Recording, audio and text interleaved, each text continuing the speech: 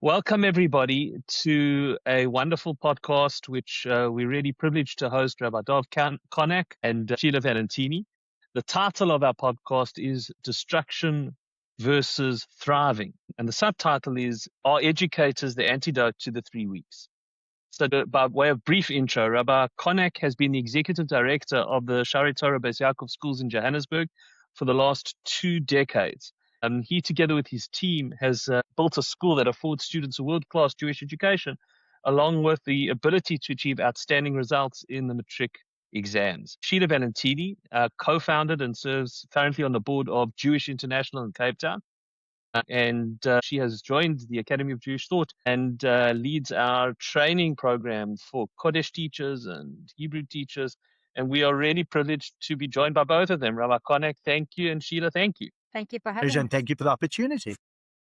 Just to set the tone for everybody who's joining us, this is a conversation where we hope to explore these topics and particularly dive into questions regarding educators during this period of the 3 weeks. We're now on Rosh Chodesh Av, the first of Av, we're entering the 9 days, and to look at the intersection of this period, which is a sad period of destruction, but also look at the light that comes from educators and see the connection between those two. So to kick us off, I'm going to ask Rabbi Connack just to share with us his initial thoughts. Quite interesting, Rosh Chodesh Av, the destruction of the Beis Hamikdash. And what is interesting, there's a Gemara, I forget exactly where it is, that says clearly that when the Beis Hamikdash is being rebuilt, Tinokas shel Beis Rabban remains in the class and they continue learning. Now, I would understand if you've got Tinokas, my son should be there very young, and they would need their Rebbe to be there for them and with them. I always had my own understanding thereof, quite simply is that a Beis Hamikdash without the Torah therein is an empty shell. So we need the continuation of the limud in order to fill the Beis Hamikdash with that which it is being built for. So that's why that halach is over there. So please God, coming Tisha B'Av, we always say, I know we say with a smile, please God, we don't fast. There shouldn't be a timeliness, and that it should come soon. And the beautiful Hevel Pishul Tinokas shel Beis Rabban should fill it, and together with the wonderful Rebbeim, Moras, and in our case as well, just maybe their general studies teacher. Thank you, Rabbi Connack. Let's dive into the particular point that you wanted to raise first was, are educators being valued for shaping young people's lives? And we're using this as a segue into the broader topic of the value behind investing in educators and valuing educators. What did you want to raise regarding that? Right. Real appreciation generally happens where there's a life-changing event in a person's general life. I think Hatzola, for example, someone is in a life-threatening situation and is saved, there will be absolute appreciation for the person that has done it for them. Or if someone is in financial trouble and someone saves them, there'll be an appreciation. I think in our case, it's a little bit of a given that I send my children to school to learn, both Kodesh, both Chol. I pay for it, and there's an expectation that I will get what I'm paying for. So I don't think that people actually value what the Malamdim are doing for the kids in school. And it'd be very similar to many a scenario that we have. I go to the dentist, I'll say thank you, but is there deep appreciation for those years of training of what he or she did to look after you? So I think that's really what a challenge is that there's an expectation of this is what I'm putting my child in, and that's my expectation of the outcome. However, and I had this about a week ago, where I have a Talmud or Talmidat, so I won't be caught who I'm speaking about, that has finally reached matric. And I bumped into a parent and I said, look, we've done it.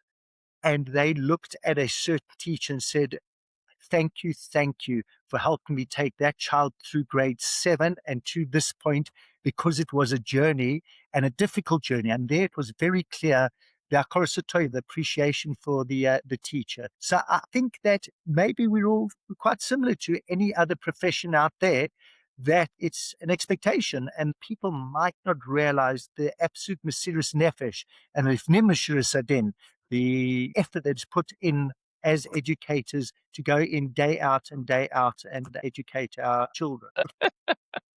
Right. So, Rabbi Connack, one of the things that I'm reflecting on this point is exactly the point that you raised.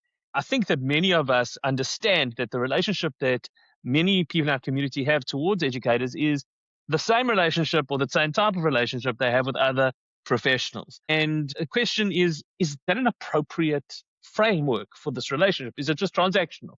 You're paying for a service, you get a service, and that's it. And it really reminds me of the Rambam's strident approach when he said people who teach Torah should not take money for doing that.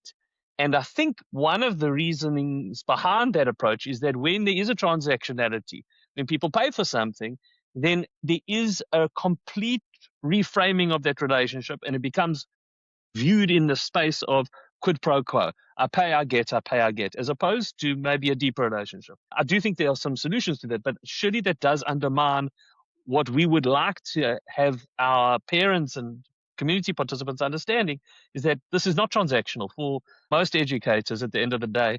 And there is no quid pro quo that could be worth the degree of investment and commitment to Mesirat Nefesh. It really hit me when I was privileged enough to do some observations of classrooms in Johannesburg over the last few months. When one's in the seat of education day in, day out, having been in that seat, you don't realize just how much effort it goes into having your A game on every single day. And when I was in those spaces and I was watching those educators and they had their A game on every day for hours, and those children's lives in their hands, I was absolutely blown away and reminded again just how much of Mesiras Nefesh this really is, and just how dedicated those people are, and what an incredibly special part of our community teachers really are. Yeah, it's something very interesting. And my wife is not watching at this stage, but isn't that what we see in a relationship with a husband and wife, especially when going back many years, my wife having to get up in the middle of the night to look after the kids. I don't think I ever said thank you to her for doing that, and true Mesiras Nefesh for what she did. I think maybe on a positive sense, it could be that that's relationship between the parents and the school. It's a husband and wife, and there might be that, not an expectation, but sort of it's a given. But I agree with you, Sheila, and I was actually thinking, as you said, maybe people could see and understand the Mesiras Nefesh, and it's not just bringing up one child at a time. It could be 12, 13, 14, some bigger classes, 20, and have to gel and hold them all together. So going back at my original comparison, let's say to saving a life, these Malamdim and the Rabbonim and the Moras are literally building lives. You understand the importance of what they are doing. I think that too would allow people to have a true appreciation for the effort and the care that is put into allowing these young children to become true Ovdei Hashem. One thing I wanted to raise from our perspective, about 2.5 years ago, what the Academy did for the first time in South Africa was run an Excellence Awards for Jewish educators in our country. It's the first time anything had ever been run like that. And we had over 300 people present. We had literally hundreds of educators nominated, over 14,000 votes cast in favor of educators. And the aim of it was actually to make a pedestal where it would be able to be more conscious of the contribution. And we had such incredible responses, especially from the educators, veteran educators, people who've been in education for 50 years, and not just religious educators. Some were secular Hebrew teachers.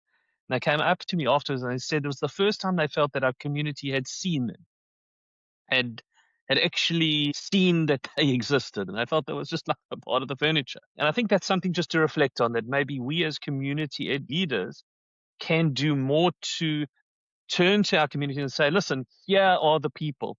And maybe if we created more opportunities like that, that our community possibly would respond differently. And they just need that opportunity to have a time, a space to say thank you. And possibly that would be more forthcoming. That's my first thought, which I'll give you a chance both to reflect on and then respond to. But my second thought is, if we come from the contrary space, many of the people I think who are watching this are going to turn around and say, listen, guys, Sheila, you saw some people with their A game. But when are you guys going to actually talk about the B game, C game, D game, E game, and F game? And that obviously, I think human psychology that's what first comes to mind. And I think that to some extent, we have to own this space and be able to turn to a community and say, listen, that is true. What are we doing about that? Why does it exist? Do we admit to it? Do we own that space? And at the same time, it's challenging the community not to focus too overtly on what, I don't know if we believe that it's a tiny minority or it's a not so tiny minority, but it's still a significant minority. Connack, what do you think? Valid points. It goes back to the idiom, the squeaky door makes the noise. That's generally what it is. I've seen in many encounter where someone gets up and lambasts something, and silently afterwards the people will say, no, that's not correct. Very often the person that's doing it is a very strong voice. Obviously, if the school then gives over its view, it's very biased. You don't know what you're doing. It's very valid. Unfortunately, I think maybe this is one of the big challenge we have is the famous WhatsApp groups over there. I've yet to see one when it comes out, let's just talk maths for fun. This maths teacher is not great. No one sits there and replies, oh, well, I actually think he or she's fantastic. The immediate response is, I too think it's not great. And then the one that thinks it's okay, so, well, maybe they're not great. And it just rolls one onto the other. And then when the school comes along and says, well, we think they are great, you don't know what you're doing. I think it's really getting into the psyche of individuals, the concept of korosatoiv, that the ability to say thank you and recognize the good. And as you speak, and you want to go B, C, D grade, I want to tell you something that people, I feel, don't understand. I've yet to meet a teacher in my career that goes in and says, I don't like children. I'm in this profession because I want to make their life very, very difficult. No, they generally want to go in and do the best they possibly can. And yeah, there's some challenges. Some people are more talented, some aren't. Sometimes you get a more difficult class, but every teacher that I've ever come across just wants to do the possible best that they can. I think that also needs to be recognized. It doesn't mean we're going to get it right every time and all of the time. I think people also, a point very much that needs to be recognized, you're actually handing over your child probably in the day to the Moras, Rebbeim, and teachers more time than you're going to spend with them. If you think about it, especially today with working parents, they come in at 8 o'clock. In our school, some of them leave in at 5 o'clock. Parents are probably coming home for a quick supper. And who's been with this child for all that time? That also deserves a, well, thank you for that. I mean, imagine, I'm thinking as I'm speaking, a babysitter comes in for 2 hours while the parents have gone out. Oh, there's a big thank you for that. And all he did was sat there while the child was sleeping. I think it's self-understood that we should have a tremendous appreciation for it. And maybe it's in the psyche. We need to change the psyche of people to understand really what's going on over here. Okay, great point. Sheila, I'm going to ask you to reflect on that, but particularly from the perspective of something that you and I personally see, from the perspective of the fact that many teachers may feel themselves that they aren't A grade, and some of the transformations that we've seen from teachers who are empowered once they are trained, and the impact that has on them, their team, and the students. Yeah, I just wanted to slip in there something that I heard Dr. Novick speak about when she addressed our cohorts on bullying. And she said, with parents, she often tells parents, could you please inform the school, don't storm the school. So those words just ring in my mind, So yes, we do want to hear about the B, C, and D games, but could you rather just inform us and not storm us, because we're trying our best and everybody's trying their best. So what I discovered amongst the cohorts that were doing this course was that very often, every profession has its jargon. And as teachers who sometimes come to this profession through different doors, perhaps came into the classroom but without formal education background, they haven't been exposed to the jargon or the articles that have been written about specific topics that one discovers in the classroom. Yes, with a wealth of experiential knowledge. And when they do this course, and as they were exposed to educational philosophers and educational terminology, they felt that their conversations were elevated, that it helped them be on the same page. Instead of having to describe a phenomenon, they were able to just title the phenomenon and then get onto a deeper conversation about it in the staff room. One of the principals says that the conversations that were happening in the staff room were elevated and engaging, and that everybody was able to chew on a topic with a little bit more information at their fingertips instead of just their own experience. I recall at one of the graduations where the spouse of one of our teachers that we had trained came up to you and I, and said to us straight that their spouse had sort of fallen into education and had felt that they were an imposter because they'd never been trained and they'd been involved in education for many years. And that spouse said that their husband had felt that they were walking into a classroom and were really an imposter and felt a tremendous lack of self-confidence. And that after training for the first time, they could actually feel that they could call themselves a teacher. And hearing that was, I think, eye-opening, both from the impact that we were seeing by investing in these educators, how that could really improve things. And I'm wondering from your side, Rabbi Connack, investing in educators, your thoughts on how that multiplies into our community. It's a great question. I think investing in educators is paramount. It's quite interesting. In the film world, let's call it the more Haredi world, it's really become very much in vogue. People are now going into education that certainly in America, and they MAs, etc. They've done psychology and teaching. Torah Masur has become a massive organization out there.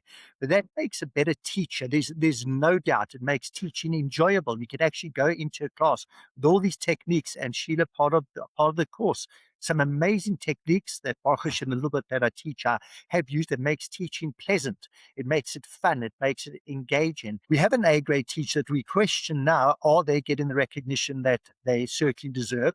So we'll get a lot more A-grade teachers. There's no doubt that teacher training is paramount.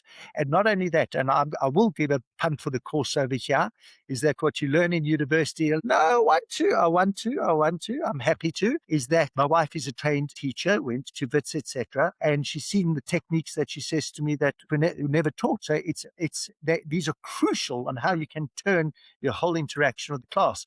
If we're dealing with this unflinchingly, we sometimes pick up from parents and communities that despite the outward statements and protestations of how important education is and how important teachers are, there's nevertheless a feeling, definitely from some parts of the community, that these people aren't really professionals, they aren't really well trained, it's an easy job. I think there's a variety of misconceptions around it.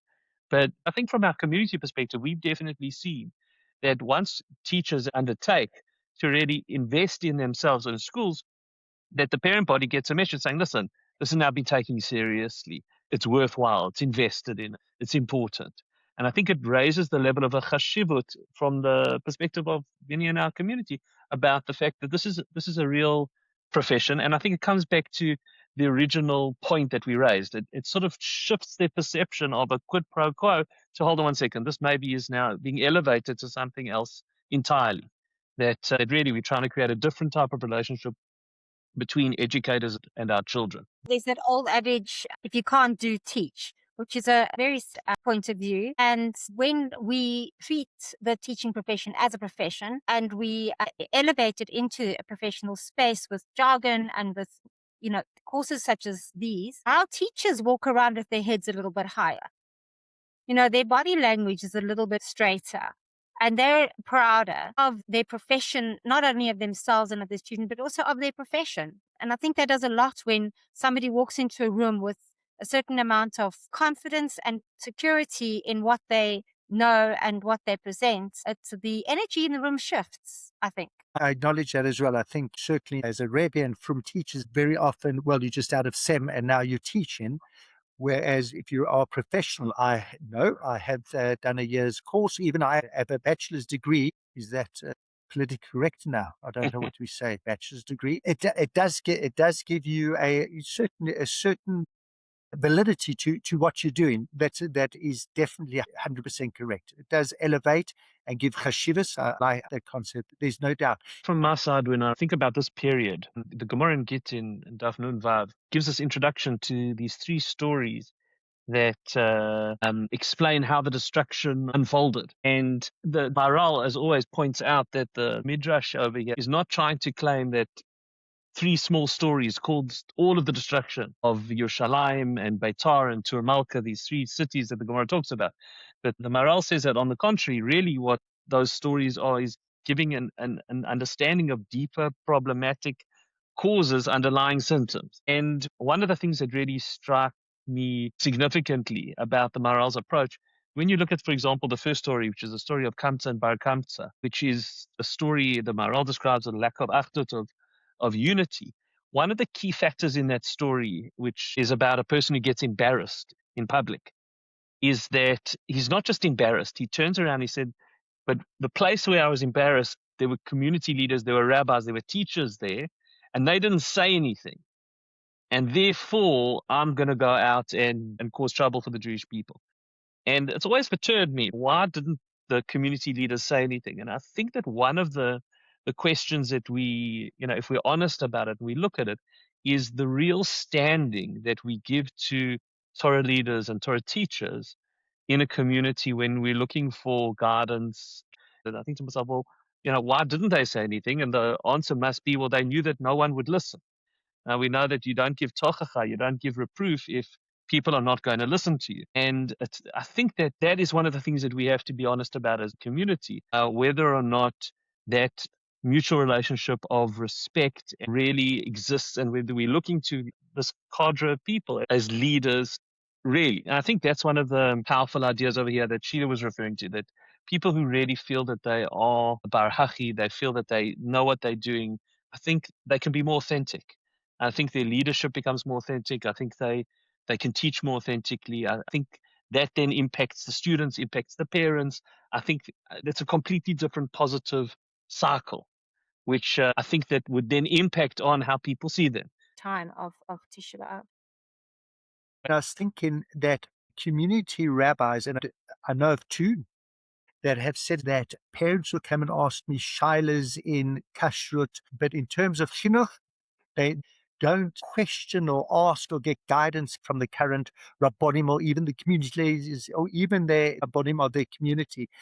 I'm definitely showing my age, but I've seen the way that I would defer to my rabbeim and our community leaders, where I would completely, they say no, no's no, and it just doesn't seem to be, and this I'm going back to your point, is the status or the value that we give to the leaders of the communities and our rabbonim is just not on a level that maybe does lead to this challenge that we're having. And I do think part of it is the famous challenge of this era is technology as well. One of the points you raised when we were preparing for the session, Rabbi Connack feeds directly into here, is that there's a sense of immediacy and immediate gratification that now is driving almost every space that we operate in. And I think technology definitely undergirds that.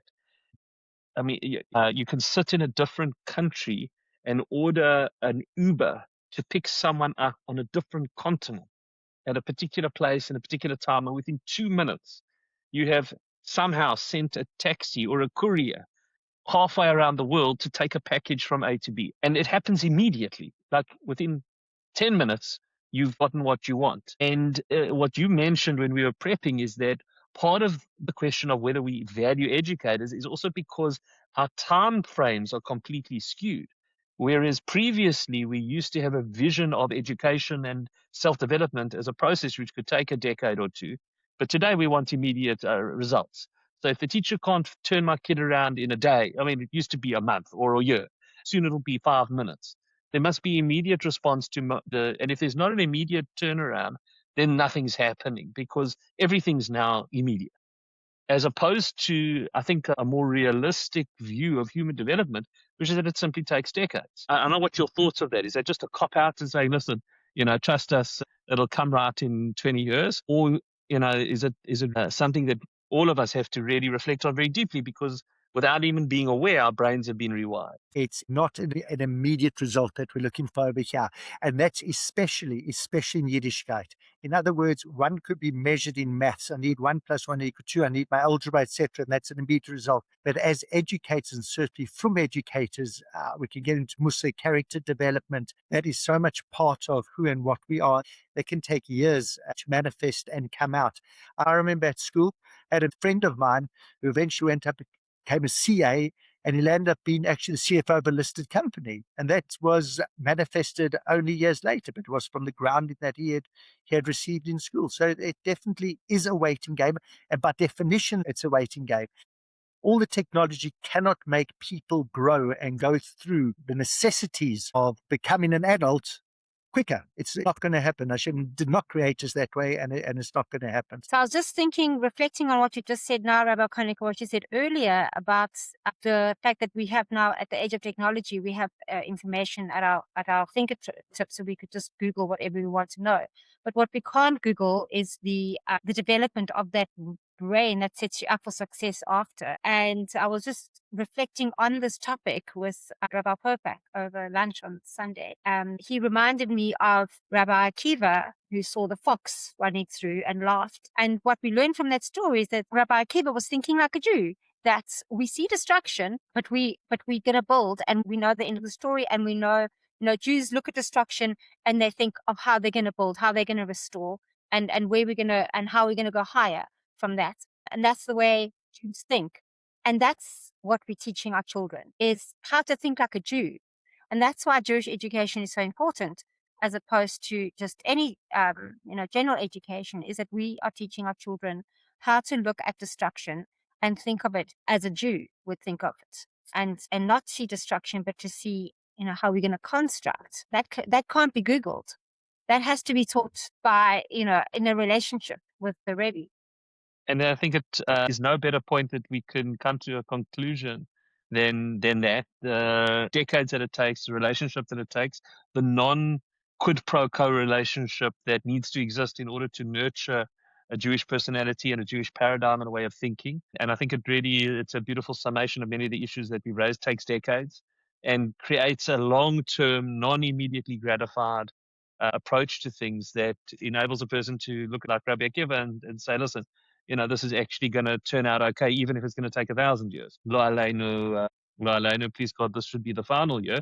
But that type of view and the ability to build and construct and look forward, I think, is fantastic. Rabbi Connack, any final thoughts and conclusions? Yeah, too beautiful, and we're going to call it chinuch, because it's getting us prepared for late in life. It's not just education.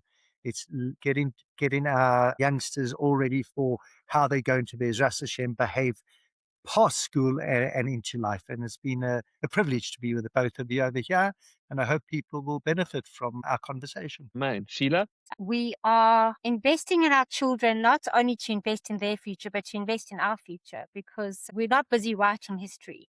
We're rewriting history. We're taking what in this period of time we're looking at destruction, and we're going to say we're rewriting history. We're going to teach our children to think and create a future for all of us. Thank you. I think my final thoughts come from the Chovat Talmidim, which is an incredible work for educators and for students, written by the Piazetzner Rebbe, who was killed in the Warsaw Ghetto in the Second World War, in the Holocaust. And he wrote this magnificent book, and he has some very profound reflections on education. And one of the things he writes over there is that we've transitioned from a space where you would tell a student to do something and they would do it, and that was education, to a period of chinuch, which is about inaugurating someone into a healthy relationship with the Jewish people and Hashem. And he says something very profound. He said that the empowerment we need to give to a student is to help them realize that they are going to be their own primary best educator. And that if we don't do that, that we land up with an oppositional relationship with parents, with students, because it seems like we're trying to make someone go somewhere in a direction they don't want to go. But really what we are attempting to do is attempting to open their own eyes to how deep their potential is, how magnificent it is, and also humbly turn to them and say, listen, we actually can't do this job. You have to do it.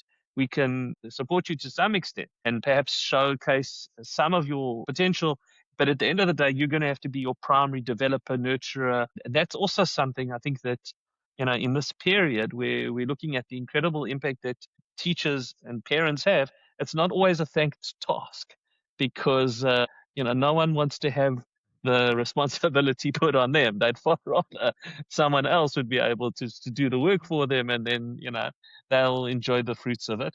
But please God, as we go through this period, we'll all re-examine and rethink our relationship with our teachers in general, our personal teachers, with mechanchim, with educators at large, and also think about some of the more creative ways that we can raise these issues, both honestly and reflectively, where we can help all educators lift their game, and also to help our community find better ways and positive ways to actually express this really important Hakarata Tov and gratitude to them. I thank you both for joining us, and please God, we wish everyone well over the fast. We wish everyone, please God, much success for themselves and their kids and in this year and this period. And please God, it should be one of personal redemption, and national redemption, and general redemption for all of Am Yisrael and the whole world. Thank you both for joining us. It's been marvelous. And thank you for your wonderful thoughts, inspiring ideas. And please God, they will benefit many people.